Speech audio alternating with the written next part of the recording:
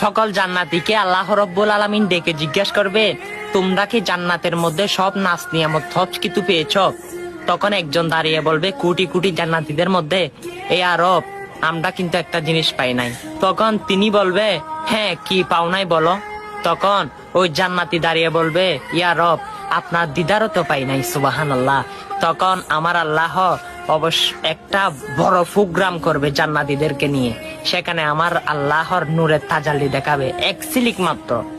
সেই সিলিক যখন দেখাবে, হেই নূরের জিলিকে সকল জান্নাতীরা একদিকে তাকিয়ে থাকবে। সে তাকিয়ে থাকায় কোটি কোটি বছর কেটে যাবে। সুবহানাল্লাহ, সুবহানাল্লাহ। হ্যাঁ, এর থেকে নিয়ামত আর কি হতে পারে, যেখানে জান্নাতীকে আল্লাহ রব্বুল আলামিন সালাম দিবে আর তার নূর আল্লাহ রব্বুল আলামিন সকল জান্নাতীদেরকে দেখাবে। সুবহানাল্লাহ। আপনি কি সেই জান্নাত পেতে চান না? অবশ্যই চান। জান্নাতের নিয়ামত খেতে চান না? অবশ্যই চান।